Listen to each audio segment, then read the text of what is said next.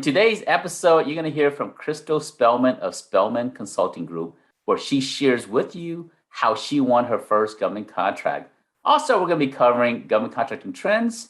We're going to share some tips, as well as talk about the word for the day, where you learn how to speak Governese. And the word for the day is AABE. So stay tuned.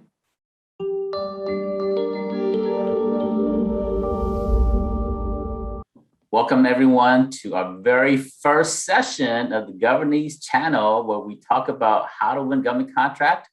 Governese is all about learning how to speak the language of government contracting. So my name is Xiong, and I have my co-host. Hello, everybody. Welcome to our very first episode. I am Crystal Spellman. We're glad that you could join us. Now, this episode is going to be, we're just like you, we're in the government space. We love this industry, and we want to do the Governese podcast channel here. It's more of a webcast because it's all videos, so that you can just kind of get some industry insights and learn about how to get into the government space, how to navigate this industry here. That we're not like media professionals who are out there, so we're going to bring you the real deal, the boots on the ground, the what really happens behind the scenes, the struggles that entrepreneurs go through to win contracts. We have a lot of different things going on in terms of what we plan, but more than anything, it's going to be genuine. It's going to be raw. It's going to be, just from our heart to you. So today's our very first episode, and we're going to be covering a few different things. We're going to be covering contracting news and trends. We're covering how I won it with a guest speaker, and we'll cover a few, different what I call nuggets and tips and tricks in what's happening in the government contracting space. So all of you who's joining us can get a can really just learn how to be more competitive in this industry here. Yes. Any further thoughts, Crystal, in terms of why we're doing the Governese channel? Just what you said. We are committed to educating, individuals, contractors that are looking to grow in the government space. There is a lot of information to know so that you can be successful in this space. So we're all about, educating you on what's going on in government contracting, giving you up-to-date news, about different, executive orders and mandates that are coming down that may affect you as a government contractor. So we want to keep you in the know. And so, we're excited to do this for you. There's a lot of information to share. We'll be bringing on, additional guests that are in the government space that will be able to, share their journeys with you. And as Abe said, we're going to be, pretty uncut and raw. We're just going to tell you how it is, because if you understand how it really works, then you'll be able to better position and prepare your business for success. And that's what we ultimately want you to do, is to succeed and win at government contracting. All right. Well, with that said, I'm going to go in and share a little bit about myself to kind of get things started. And then we're going to have my co-host, Crystal, share about herself later, because in this very first episode, she is actually our first guest. So it's appropriate, right, to have her as our first guest, because she herself is a government contractor, but we'll talk more about her in a second. So let me go ahead and start sharing our screen here. So my name is Xiong. I am just entrepreneur like all of you guys here, all the ladies, men out there that are growing a small company. My background is I've been in the government contracting space for the last 13 years. I founded the Government Contracting Association. And I got into the government space because I saw the challenges that small businesses were having. And I thought, someone's got to go and do it, be a voice for them. And specifically, when I was doing consulting work in the government contracting space, I noticed that women businesses at that time was only winning 1.6% of contracting dollars. And I thought, who's going to be a voice for the ladies, the women out there? Who's going to be a voice for my daughter? Who's going to be a voice for my wife? Who's going to be a voice for my mom, for my aunts, and all my sisters and all the ladies out there? And at some point I thought, I need to be that voice. So that's one of the reasons why I got into the government space, just seeing the disparity that exists in the government market from entrepreneurs who struggle to get to the government space. So I left consulting, started the Government Contractors Association. In doing that there, we have trained over 12,000 companies and have helped businesses win over $1 billion contracts. So that's why I do what I do. And part of the reason why the Governese channel is here is because of that there. So with that said, today, my co-host is Crystal Spellman. We're going to dive into more about her background in a second. But part of today's event is sponsored by the Government Contractors Association and govgenie.com. We're going to talk about government contracting news and trends. That's one of the things that we're going to be talking about. So every session we have, we'll look to see what are the trends, what are the news that's happening. So we'll look at that. The other thing we're going to be looking at is the word for the day, right? Because this is the Governese channel. So we're going to take you through different words. And the word for the day today is AABE. And there's multiple, this is an acronym. It has multiple meanings in the government space. So we'll look at that. And then we'll also look at the lesson of the day, and we're going to be talking about the SBA Small Business Going Report. We're going to break that down a little bit. And then we're going to have our guest speaker talk about how I won it, how she won her contract. Then we're going to wrap things up and talk about our sponsors and so forth. So that's kind of the episode for today. With that, let's go ahead and dive into the happenings and news and trends. So let me get out of this here and let's go into the news and trends. September the 24th of 2021, the Safer Federal Workforce Task Force released the COVID-19 workplace safety guidance for federal contractors and subcontractors. The guidance basically sets forth the terms and conditions by which federal workers, federal contractors, subcontractors, and those agency employees are to comply with as it relates to COVID-19. Executive order applies to the contracts that have been entered, that will be entered into after October 15th of 2021. That is until the agencies modify the existing contracts. So any contract that you get after October the 15th, may be awarded after October the 15th, will have to adhere to this particular mandate. So this is definitely, information for those of you who are currently have a contract or that are currently in the process of negotiating a contract. You will definitely need to stay abreast of what's going on with this particular executive order, because it will, affect how you do your business with the federal government. Yeah, as a government contractor, anytime there's different new requirements, you have to understand it so you can be in compliance with it. Assuming that regardless of where you're coming from, if it's a mandate and you want to be a government contractor, you just have to be in compliance.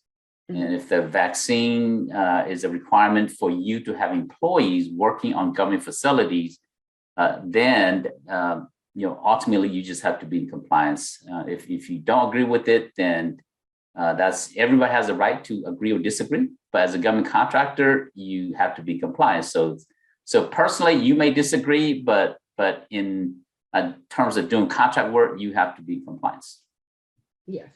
Yes. All right, other news. Let's go and talk about Palantir a little bit. So Palantir is a large company out there, and they just got awarded a contract to continue. So this is a pretty substantial project. This is a $59 million for the next 2 years. Wow. And it was coming up for renewal, and there was other bidders out there, but it's good to see that Palantir got this back up as part of their contract award.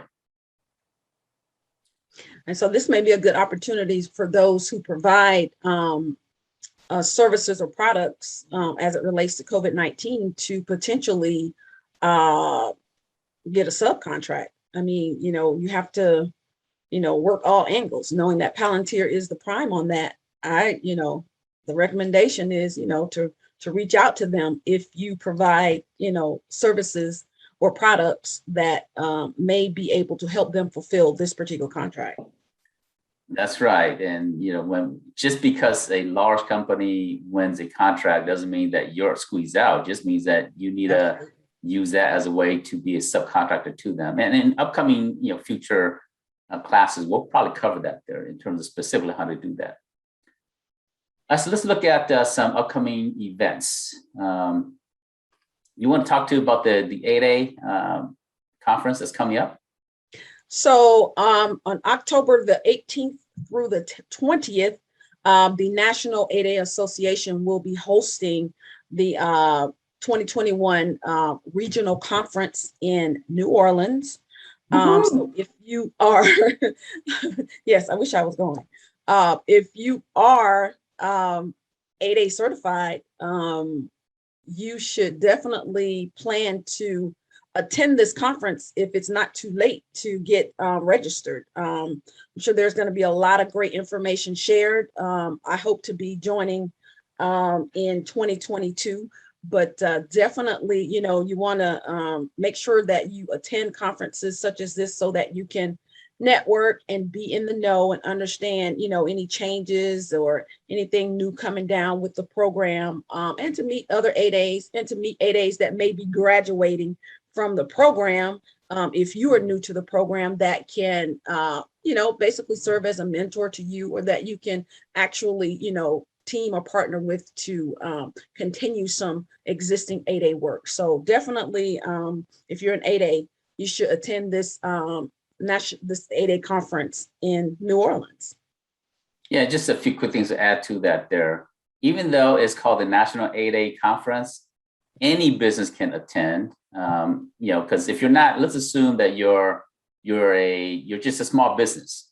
Well, it's an opportunity to go there and team up with the 8A company. And then they do open it up for HUBZone companies, veteran-owned business, women-owned, DBE certified companies, or anybody else. So it's open for everybody, even though the theme of it is and it's put on by the National 8A Association. Everyone's welcome to attend. Great point. All right, let's talk about the last event. Okay, so this next event is the 31st Annual Government Procurement Conference. That's happening in Washington, D.C., and it's coming October 27th. This is one of my favorite events of the year. If you usually it happens in April, but because of the pandemic right now, they're doing it later on in October.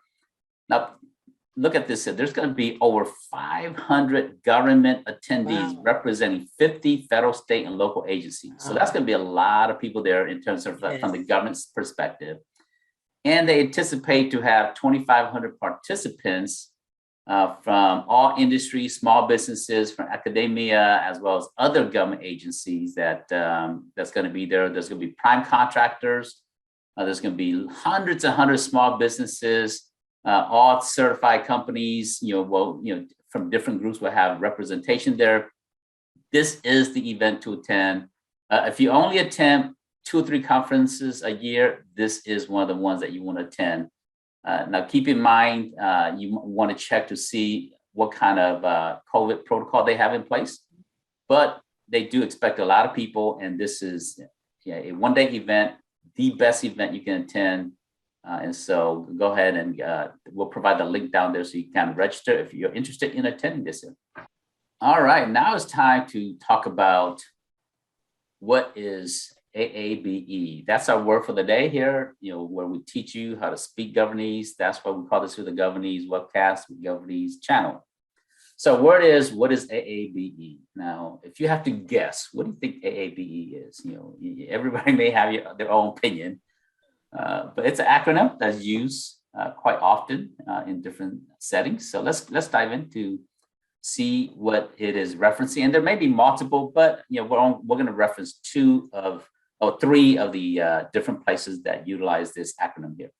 Mm-hmm. So the first one is the AABE, the American Business of Black Energy.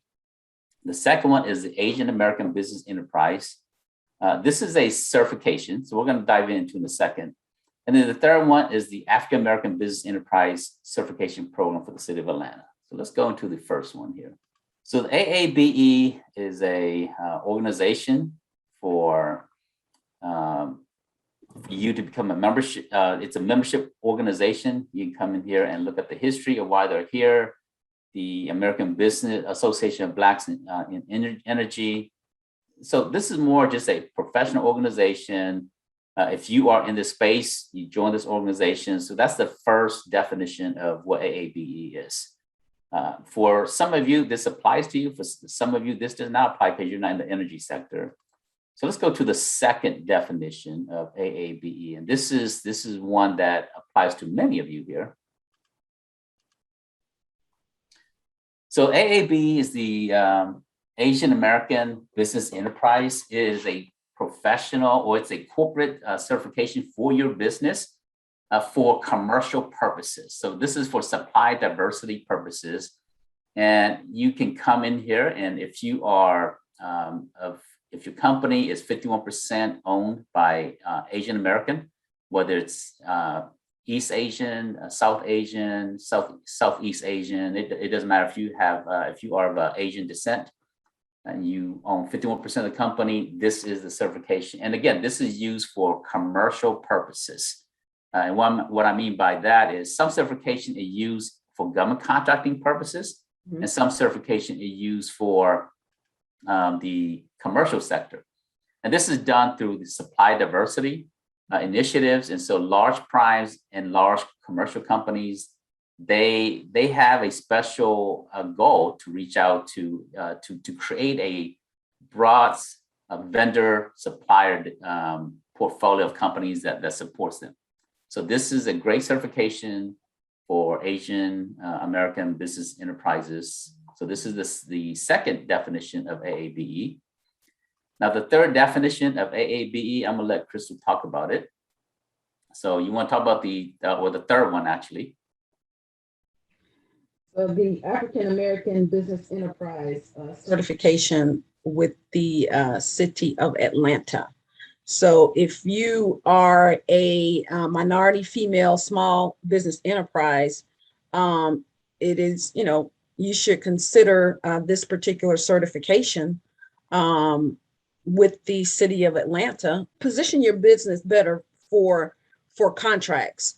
There are certain contracts that have a particular, what's the word I'm looking for? Not set aside, but requirement that businesses with this particular certification have to be considered by a prime. In order for the prime to get awarded this contract, they have to identify, a small business that has this particular certification. So you definitely want to better position yourself and get yourself into this city of Atlanta's database so that primes, will be able to consider you, and so that you can engage with those prime contractors that are doing work with the city of Atlanta. So, we definitely encourage, the certifications where they apply to you and your business. Exactly. And the city of Atlanta, they call it their Eco Business Opportunity Program, and also the Small Business Opportunity Program here. So it's a certification specifically for two main reasons, as Crystal said here. I'm going to recap quickly. The first reason is the city of Atlanta usually the city of Atlanta, the way they do is if you are AABE certified, then if they have a project out there and it's designated as an AABE or any of the other certifications that they have multiple certifications, AABE is just one of them. They give you extra points in the scoring process. So if you submit your proposal and they say that if you are a AABE certified company, you get 5 extra points just because you have the certification. So that's kind of how most of the time they use the certification to support you in the bid process there. The second way of how you use it is when a prime is bidding on a bigger contract, the city of Atlanta may require that 50% or 30% of that project must be subcontracted out to small businesses. And then 10% of it must go to AABE certified companies. And so for a large prime to bid on the project, they must have a portfolio of small businesses. And among those portfolio of certified small businesses, the AABE is a component of that. So those are the two main ways of how you want to use your AABE. Mhm. All right, with that said, let's move on to the small business goal report, because part of the why businesses need to get certification is so that you can go after pursue government contracting opportunities through the set-aside program and small business program that's out there. So the SBA recently released their small business goal report, and they gave themselves an A, which is pretty awesome, right? A for the SBA. And Yes. but we're going to break it down, and I'm going to let you be the judge of it once we get done talking through this golden report. So this is the link to download it, but I'm going to go ahead and pull it up since I already have it here. Hopefully everyone can see it. So this is the government-wide performance for fiscal year 2020 as released by the SBA. They gave themselves an A of a 109 score. And if we dive in, let's dive in here. I'm going to look at this here from a more critical perspective. So small business overall, they say that they achieved 26.02% for fiscal year 2020. The goal was 23%. Now, I'm going to look at this here. They say that small business won 145 billion. So that's the number that small businesses won. So I'm going to go to one of our government database website called USASpending that all of you should know if you're not familiar with it already. And this is one of the key websites that everyone want to use to do your research. So this is public information. Mm-hmm. So I'm going to take what the SBA is saying there. I'm going to come in here. I'm going to check fiscal year 2020. And I'm going to come in here, award type, on check contracts. So I'm going to see how much contract was awarded in 1 year. So I'm going to hit submit. So they awarded 5.4 million contracts to businesses, from the largest company from Lockheed Martin to small businesses like yours. But what I want to see is the total amount for that year. So I'm going to come to the time. I'm going to look at the time for 2020. That's $653 billion that was awarded in 2020. Now, if we go back to the golden report, it says that 145 billion was awarded to small businesses. So I'm going to take that number and then divide that number by the 653 billion, and let's see what that percentage looks like. So let me pull up my calculator here. Do the math, Kate. Do the math. 147, right? Was that right? 147, 145 billion. 45, yeah. 145. Yep. So 145 billion. I'm going to divide that by 653 billion. I'm not put all the zero. I'm just going to go by the big numbers so that you can see for math purposes here. So that's 22.2%. Now they say they got to 26%. I don't know where they got this number from, but if we're going with the public data, they only got to 22.2%. Now, I love the SBA for the work that they're doing, but this number, I'm going to challenge them on this number here because this number doesn't look correct. If it's 145 out of, and I'm showing you publicly, this is public data, 653 billion, and small business only did 22%. You be the judge to see if they should get an A. I mean, if you if the mandate of the SBA is to support the small business community, and they did not reach the goal of 23%, you be the judge to see if that deserves an A. Let's look at the next breakdown here. So next breakdown is for women-owned small businesses, right? All the ladies out there. Ladies, you represent 41% of all the small businesses in the United States. And women-owned businesses won 27.1%. So let's take that and let's bring up my calculator again.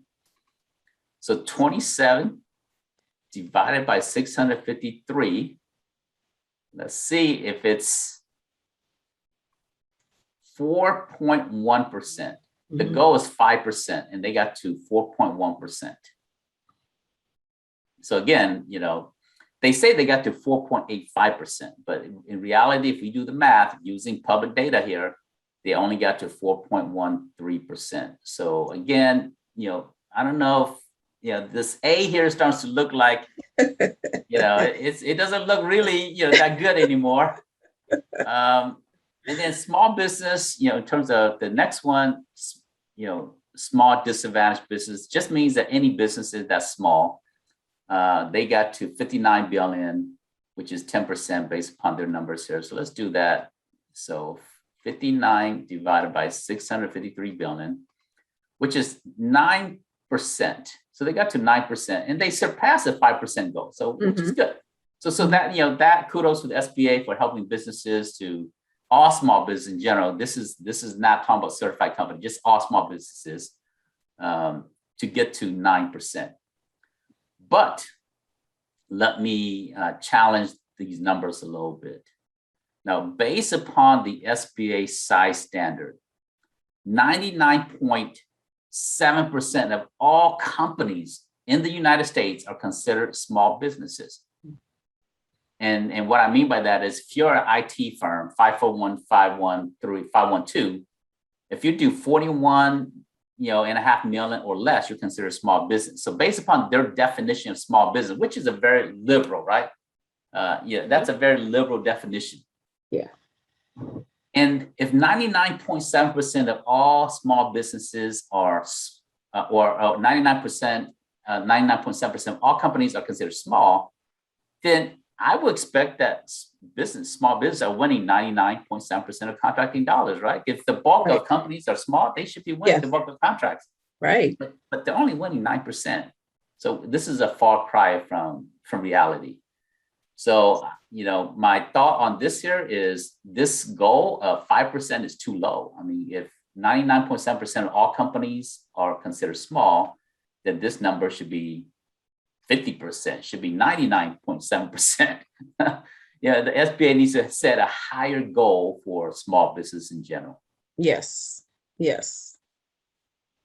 All right, let's look at the next one. Service disabled veteran-owned small businesses. For all of you out there who are veterans, thank you for your service to our country. We're looking at there's lots of veteran-owned businesses out there, and veteran businesses, the goal through the SDVSB program is 3%. The SBA did 4.28% based upon what they're saying here. But let's do the math, 23.9 billion. So 23, I'll put the 0.9 divided by 653. That's 3.6%. So they surpassed the 3% to service disabled veteran at 3.6%. So that's good for the SBA. Let's look at the last one here. The last one here is for HUBZone certified companies. And for HUBZone certified company, the goal is 3%, and they won $13.6 billion.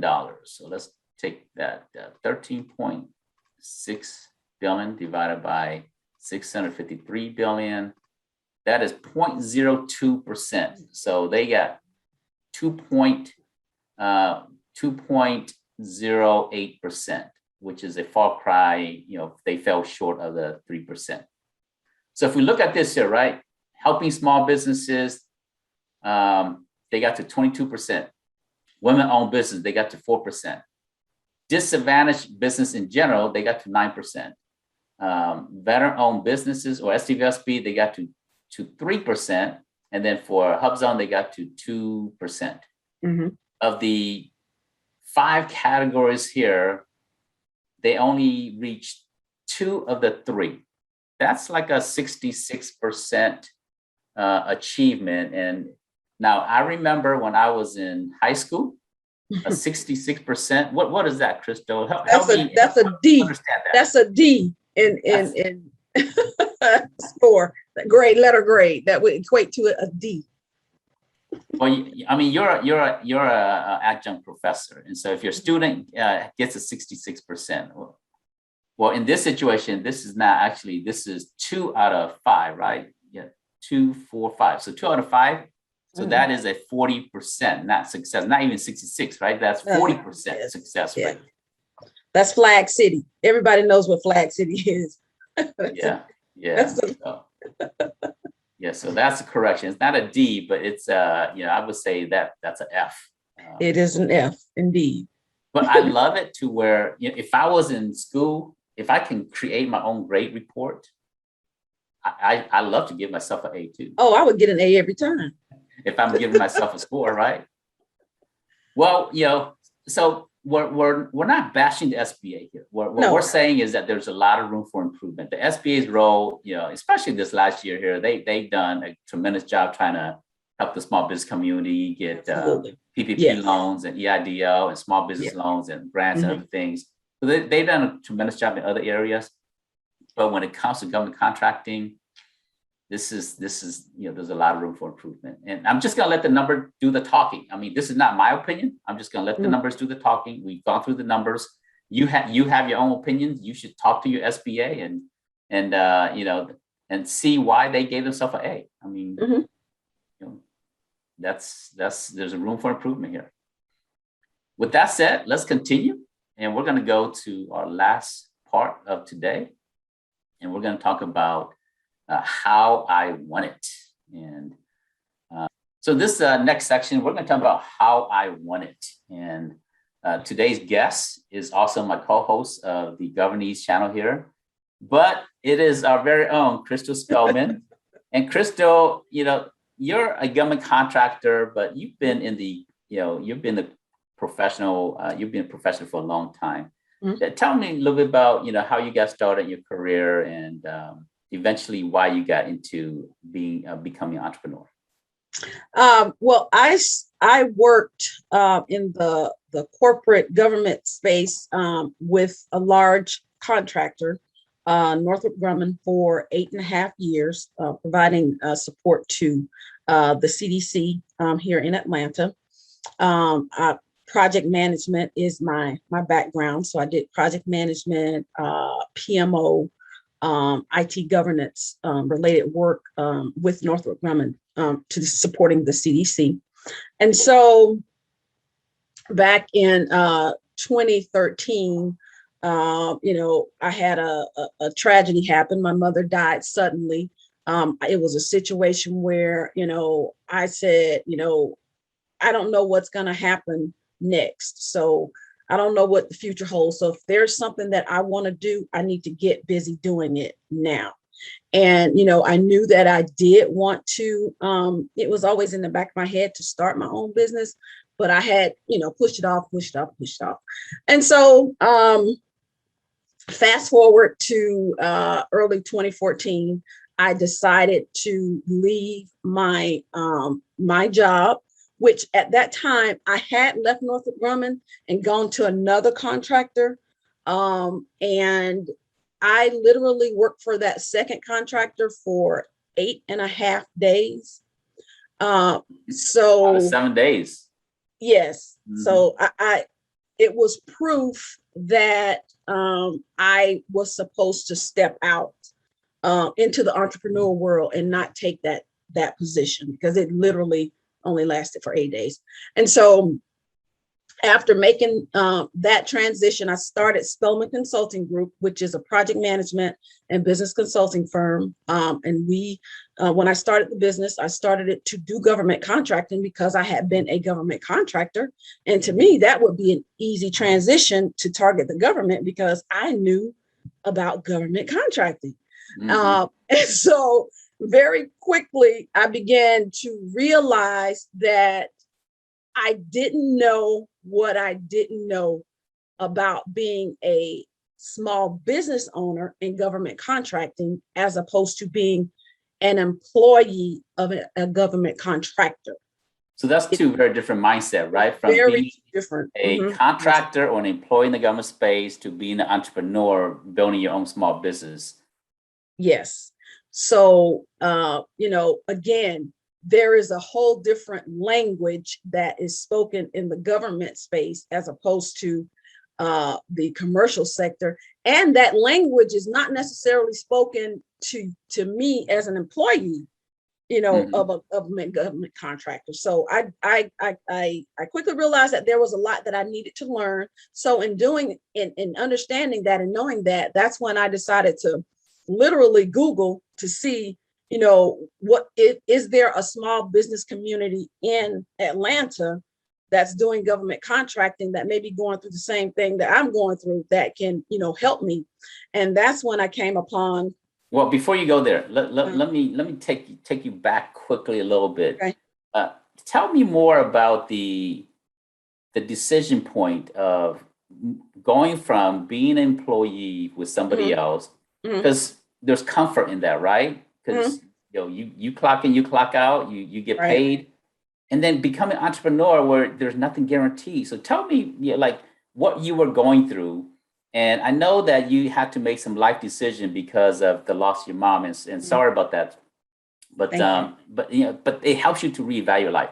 But tell me about, like, were you scared? Were you like excited? Tell me more about what was going on during that period as you were making the decision to go out there on your own. Well, I was not necessarily scared, but I was not cheering either. But it was strictly a faith walk because I did not know what was next. I mean, I literally made the decision, like, kind of at the moment. I don't encourage anybody to do it that way, but for me, it was there. And so I did not know what was next. I really didn't. But what I did know is that I did not want to work for another organization as an employee again. I knew that much. So with that in my mind, I knew that I had to do what I needed to do to make this work. And I always, even today, go back to the why. I don't want to go back and work for an organization. Entrepreneurship is not easy, but it does allow a freedom and a peace of mind that you don't get from being just a regular employee. Is entrepreneurship easy? No. Do you work longer hours? Absolutely. But I wouldn't trade it for the world. So for me, it was definitely, it was a faith walk. It was. Yeah, I think that's very important because sometimes the answers are not always in front of you as an entrepreneur. Right. And when you do make that decision, first it does take a decision. Yes. And there's a lot of courage that and fortitude to make that decision, because now you don't have a guaranteed income anymore from an employer. Right. But I think I agree with you that it's really just about having faith that when you step into the unknown, that there's that boardwalk that you're not going to fall into the abyss. Right. And you don't see the next step, but you take another step. And then you take another step and you feel that there's solid ground. And even when you feel like you're falling, there may be people that may have to say, hey, shift a little bit to the left or a little bit to the right. Yes. Yeah. Okay. So continue. So I started the business, again, like I said, it's project management and business consulting firm. Started it in 2018. We were incorporated in August of 2014. So this year makes 7 years that I have been an entrepreneur, thank goodness. And so again, I think I was mentioning looking for a community that I could connect with here in Atlanta regarding government contracting. So I did come upon the Government Contractors Association. And so that's where I got my knowledge and understanding of government contracting. That's where I learned Governese. And, I just became fully engaged in the programs that GCA provided, with one being the coaching program. And I started the coaching program, January of whatever year, I believe it was that I started it. And during that coaching program, I actually got 2 contracts. Oh, that's awesome. But yeah, got 2 contracts. But even prior to the coaching program, after starting the business, I did get a subcontract supporting the CDC, through another prime that I was familiar with as an employee. So the relationships that I had built as an employee, working in that environment helped me later on as as an entrepreneur. Mm-hmm. And, one of the other things that helped me that I didn't see when I was an employee, one of the things that I had to do was assist with the proposal writing when I worked for the large contractors. So when we come up for renewal, I would, have to be a part of that procurement process, that contract response. And, at the time I'm thinking, why do I have to do this? I don't need to do this. I don't want to do this. But thankfully, I did engage in that, because that is the one thing that you have to do, as a contractor, is write proposals. So it helped me down the line when I, started the business. And so one of the very first prime contracts I got with the school district, I had to write my own proposal, and I, write proposals now. So getting that experience as an employee with a larger prime did help me and prepare me for entrepreneurship without me even knowing it. So well, let me expound upon that a little bit. Because proposal writing is a very scary endeavor, right? Because especially. So you were kind of thrust into it. You organically learn proposal writing through on-the-job training, and it just helped you develop those skills. Right. Not knowing that it's going to be useful later. Right. But for most people, they were never in a position to do some writing, whether it's technical writing or proposal writing or any bid sourcing in their previous role. Any thoughts in terms of what someone who is trying to get to the government space, how can they overcome that fear of, I'm not a proposal writer? And any thoughts since you've done your multiple proposals now? Well, you can always hire somebody to write them for you. That's one route. But I would say, you got to start somewhere. So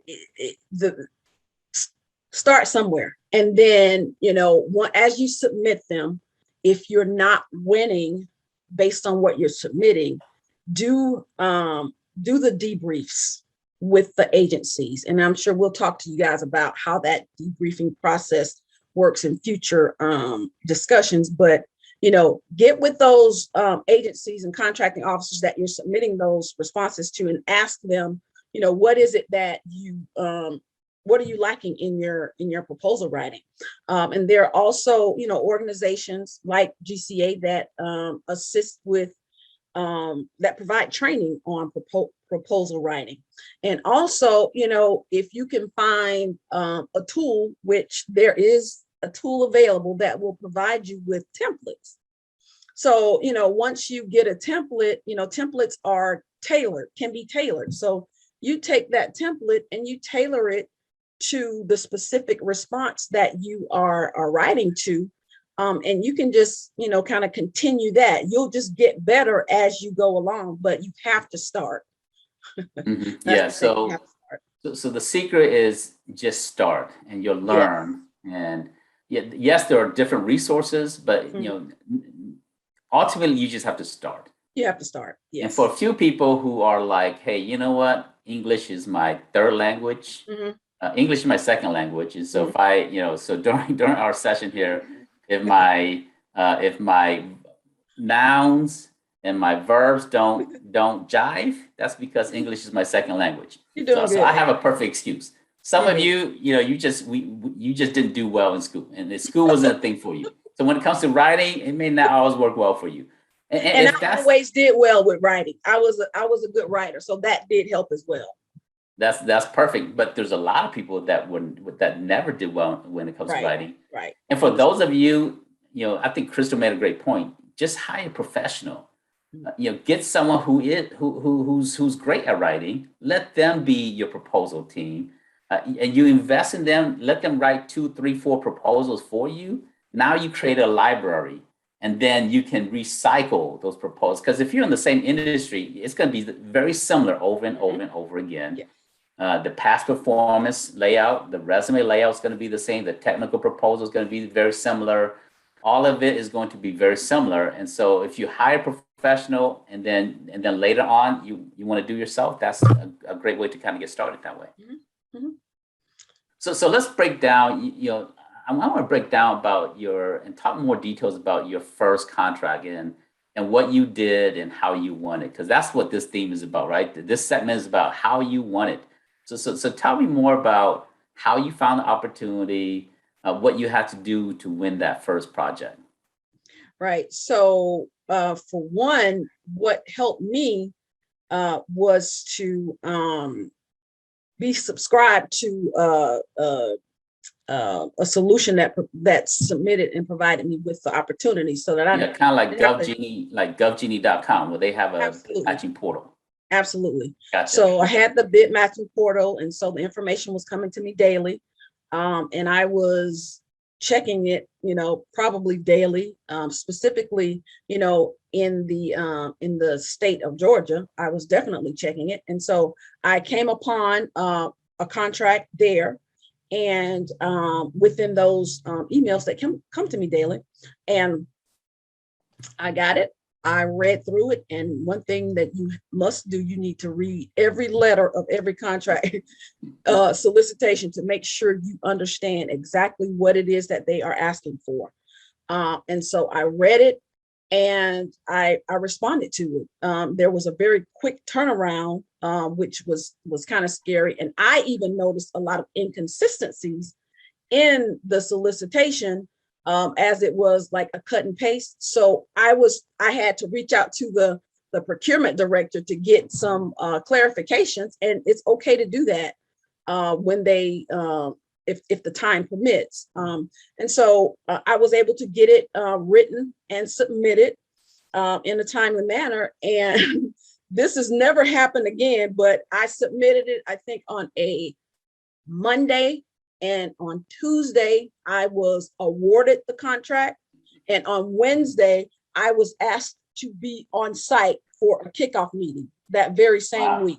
It literally happened like that. So it can happen that fast, or it can take a long time. So you just have to always be prepared. You have to stay ready, because it happens that fast. And so let me make sure I understood what you just said. You submitted your proposal on Monday, and then Tuesday you get the award notice that you won, and then the kickoff session to start the project was that Wednesday. Yes. So luckily it was in the state of Georgia, so I could drive there and be there, I could get there. But yes, it happened just that fast.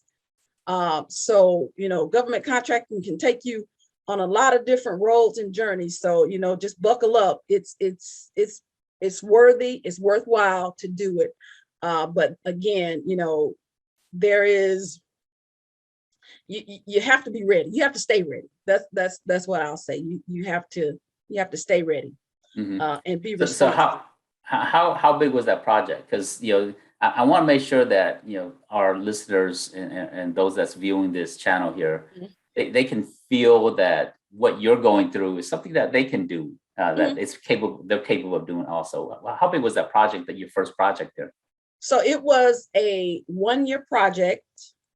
It was, I think the amount was like $100,000 project. So for somebody that's new to government contracting, that's big. I mean, because I know we think we want, starting out, we may think we want $1 million contract, $2 million, $3 million contract, but there's a lot you have to learn. There's a lot that you have to get in place as far as your systems and processes, just to even accommodate or manage projects that are a larger dollar amount. So I was, I was really glad and excited about, that particular opportunity. But yes, it was a year, about $100,000 contract. And so it was a great opportunity.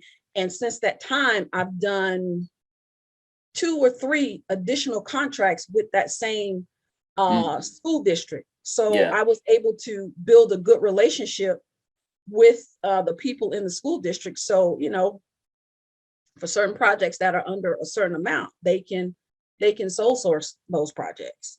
Yeah, that's actually really important because once you're on, you have a direct relationship with the end user, which is the agency, the school system in your situation, and the program manager there, the director. They're like, okay, hey, she knows what she's doing. She helped us through the first component of it, and future needs. If it's a micro purchase or if it's a certain dollar threshold, they can just go directly. And so that's I'm really glad that you took advantage of that and you were able to parlay that into multiple other projects in that scenario. I want to talk quickly about the size of the project, and I think that's a very important point. When most businesses get into the government market, they have this dream of winning $100 million project, right? And do you advise anyone to go after, like they're brand new company like yours? Do you advise them to go after a 10 million, 20 million, $100 million project? The only case that I would say yes to is if you are an established business that have been operating, outside of the government space, and you're established business and you are just moving into the government space.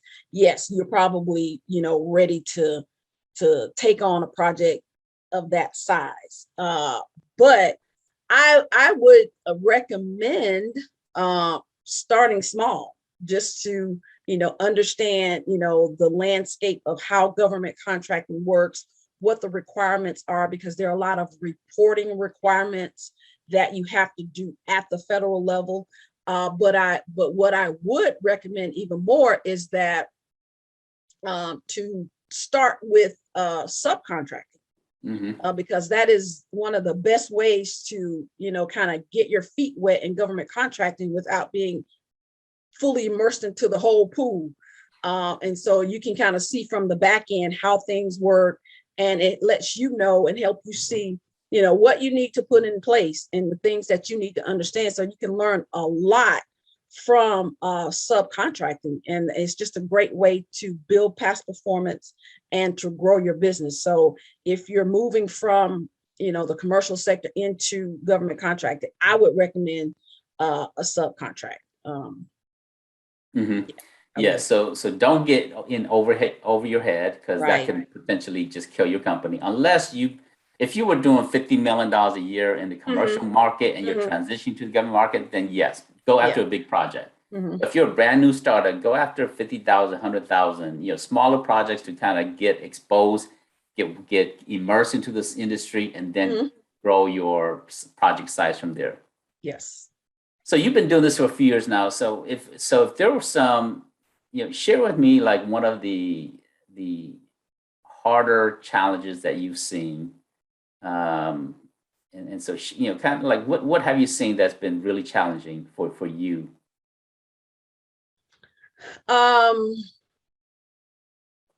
Getting access to the actual contracting officers and the program people, is a challenge.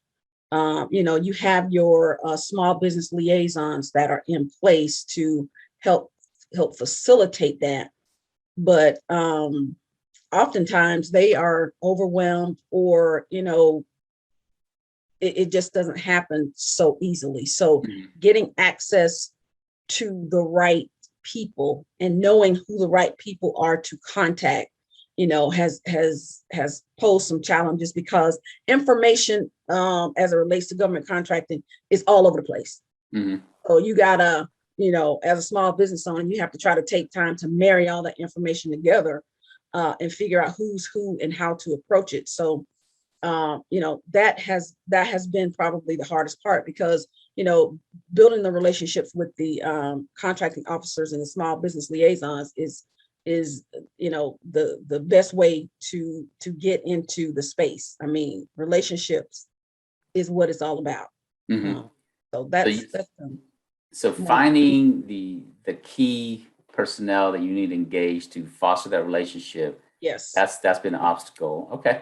Yeah. In fact, one of our sponsors, we'll talk more about our sponsors later. That's kind of really what their platform is for. It's called govgenie.com. And one of the platform is to help businesses to make connections with, not just only contracting officers, but all relationships that's needed. So we'll have our sponsors, we'll share about our sponsors a little bit more. Now let's go into, if you have a few quick tips, some lessons learned to help a business to shorten the procurement process for their companies. What would that be? To shorten the procurement process. Because on average, it takes 36 months, about 3 years to break into the government market. And you were fortunate that shortly after you start your business, you get your first contract, you've been able to parlay that into other projects. What are some key lessons learned or tips you can share with people? Well, definitely, check within your community, your community of friends and associates to, ask questions about who is who and who knows who, because a lot of times, the people that can take you to the next level with what it is you're trying to do with government contracting may be somebody that they just don't know that that's what you're doing. So make it known what it is that you're trying to do, and what it is that you are looking for and that you need, because you never know who in your circle can point you in the right direction. And get a mentor or a coach that understands the government contracting space. I mean, there are a lot of great coaches out there in a lot of different areas, but for me, and I've had a couple of coaches, but I know I got the most information out of having a coach that did specialize in government contracting, because that's exactly what you need. And everybody doesn't understand government contracting. And network. You got to network. I mean, you want to start building those relationships with potential teaming partners and building the relationships again with contracting officers and small business liaisons that you can get a hold of. You want to start building that relationship early on. Check in with them. Let them know what you're doing and what your business capabilities are periodically, so that they don't forget you. Now, they may not respond to you, but most of them, they will see it. So, be consistent in your communications, and just, stay the course. I mean, it doesn't happen overnight in most cases, but, just stay the course and build the relationships, and things will happen. Well, hey, thank you for those tips there. And I think staying the course is very important, because most of our businesses, they knock on the door and it doesn't open immediately and they quit, right? Right. So one of my saying is it's not a matter of if you will win a contract, but it's a matter of when you win a contract. And if you quit before it's that time, then you may be inches from gold. If you're digging for gold and you stop along the way, you may be just inches from gold, and you never get there. So that's very important to continue, because government needs small businesses. That's a proven fact. We just looked at the small business goal report. They're not meeting their goals. 2 out of 3 out of 5 is not good enough. Hey, thank you so much for joining me on our very first episode of Governese, where we teach you how to speak the language of government contracting. Today's episode is sponsored by Government Contractors Association, otherwise known as GCA. GCA is a professional trade association supporting businesses in the government contracting market. It's made up of small business as part of its members, large corporations and government agencies, and many other professionals in this industry here. They have ongoing events to support this industry here. Check them out at govassociation.org, govassociation.org. GovGenie.com. GovGenie is a social CRM where you can come and find bid opportunities. You can also find potential teaming partners, or you can just be social with people on the community. You can also use the platform to manage your proposal bid board, as well as manage a CRM of potential leads and prospects so that you can nurture those relationships. Check them out at govgenie.com, GOVGENIE. Hey, thank you so much for being our first guest on the Governese channel. This is great. I'm looking forward to co-hosting this here with you on a regular basis. Yes. For those of you joining us, we're going to be doing this here on a consistent basis. So go ahead and make sure that you subscribe to the channel. And make sure that you come back and sign up for the notifications so that when the next video is released, you'll get an alert on that there. And we're going to give you a lot of good nuggets. We're going to give you a lot of good tips and also just kind of help you stay in tune with what's going on in the government contracting space. Mm-hmm. Any closing remarks from you, Crystal, as we wrap up today's show? Again, like I said, just always stay prepared, build the relationships and just stay the course and keep a positive outlook, keep a positive mindset, and remember your why. Well, with that said, we are signing off. Thanks for joining us at the Governese channel here.